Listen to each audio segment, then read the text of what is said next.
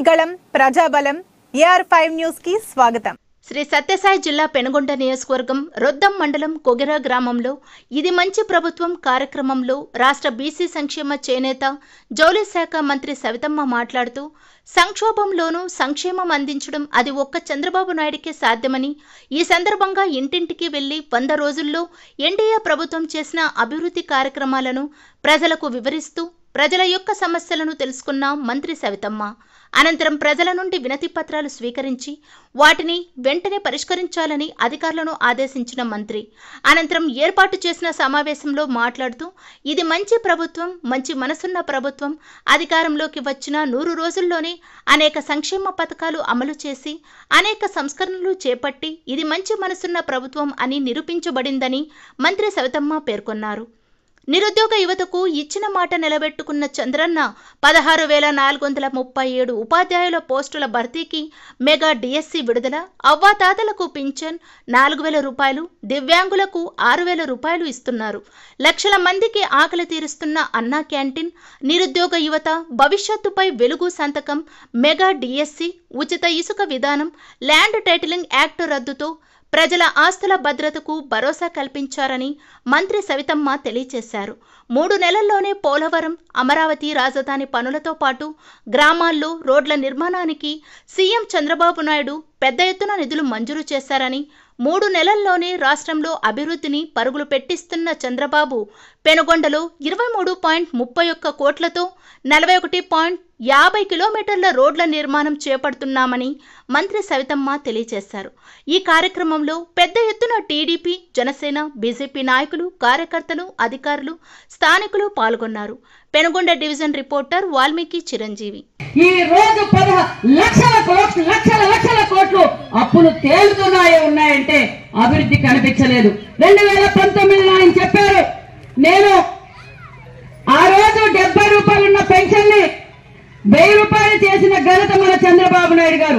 1000 రూపాయలు ఉన్న పెన్షన్ ని 2000 చేసిన ఘనత మన చంద్రబాబు నాయుడు గారు.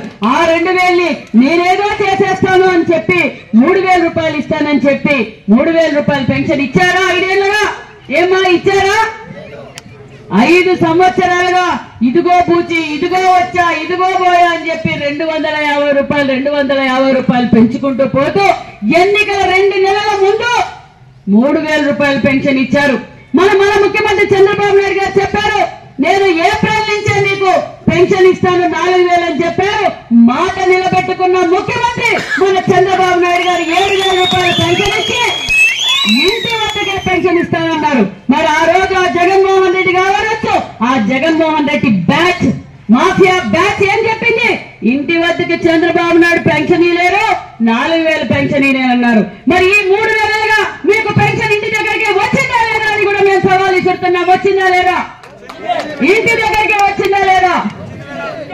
అది కూడా ఇప్పుడే అధికారులు చెప్పారు, 1వ తారీఖు ఆదివారం సెలవు అయితే 31వ తారీఖే పెన్షన్ ఇచ్చిన ఘనత భారతదేశంలో ఏకైక ముఖ్యమంత్రి ఎవరంటే మన చంద్రబాబు నాయుడు గారు అనే విషయాన్ని కూడా మీకు గుర్తు చేస్తున్నాం. అంతేకాదు ఆ రోజు ఏ మాట అయితే చెప్పారో, మరి మెగా డిఎస్సి తొలి సంతకం అని చెప్పారు చంద్రబాబు నాయుడు గారు. మరి 2019లో చెప్పిన ఆ 11 రెడ్డి, ఆ రంగుల రెడ్డి, ఆ బటన్ రెడ్డి ఆ రోజు ఎన్నికల సమయంలో ఏం చెప్పాడు? మెగా జాబ్ క్యాలెండర్ అన్నాడు. ఎంతో మంది తల్లిదండ్రులు, విద్యార్థులు అయ్యో జగన్ వస్తే జాబ్ వస్తుంది అని చెప్పి లక్షలు పెట్టి కోచింగులు పెట్టించి చదువులు చెప్పించి, కానీ ఎక్కడ పోయింది జగన్ అంటే? కాకెత్త పోయింది. ఇసుక దోపిడి, మన్ను దోపిడి, భూకబ్జాల పనిలోనే ఉన్నాడే తప్ప విద్యార్థుల గురించి ఆలోచించలేని చేతగాని దద్దమ్మ జగన్ మోహన్ రెడ్డి అనే విషయాన్ని కూడా మీకు తెలియజేస్తున్నాం. ఎన్నికల్లో అయితే ఏమైతే మనం మాట చెప్పామో 2000 మొదటి సంతకం అన్నామో, మొదటి సంతకం చేసి నిరూపించిన ముఖ్యమంత్రి మన చంద్రబాబు నాయుడు గారు అనే విషయాన్ని కూడా మీకు తెలియజేస్తున్నాం. అంతేకాదు రాష్ట్ర వ్యాప్తంగా ఒక భయం పుట్టుకుంది. ఏమా భయం చెప్పండి? ఏం చెప్పండి? జగన్ భూ చట్టం.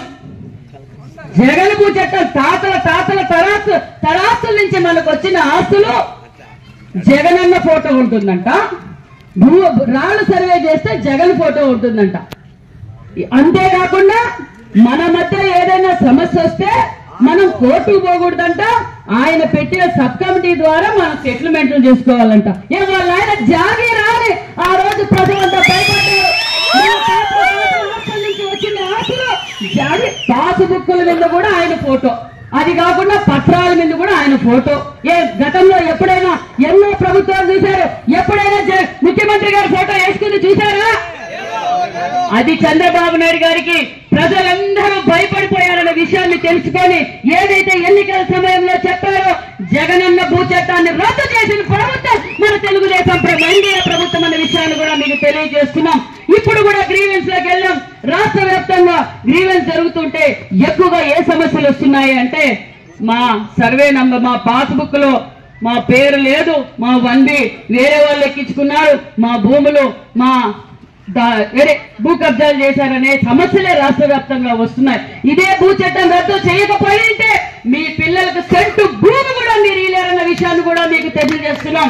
ఆ విషయాన్ని ప్రజలు ఇబ్బంది పడకూడదు అనే విషయాన్ని తెలుసుకొని ముఖ్యమంత్రి గారు జగనన్న భూ చట్టాన్ని కూడా రద్దు చేసిన విషయం కూడా మీకు తెలియజేస్తున్నాం.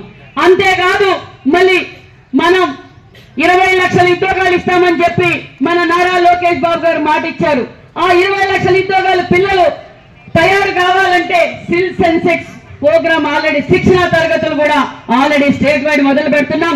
మన నియోజకవర్గంలో కూడా దగ్గరలోనే మనం మొదలు పెడుతున్నాం అనే విషయాన్ని కూడా మీకు తెలియజేస్తున్నాం. అదే విధంగా చట్టసభల్లో 33% రిజర్వేషన్లు బీసీలకు ఇస్తామని చెప్పిన ముఖ్యమంత్రి ఈ రోజు క్యాబినెట్ లో తీర్మానం చేసి కేంద్రానికి పంపించిన ఘనత కూడా మన ముఖ్యమంత్రి చంద్రబాబు నాయుడు గారు అనే విషయాన్ని కూడా మీకు తెలియజేస్తున్నాం. అంతేకాదు ఒక పక్క ఎన్డీఏ ప్రభుత్వంలో ఒక పక్క నరేంద్ర మోడీ గారితో మాట్లాడి పోలవరం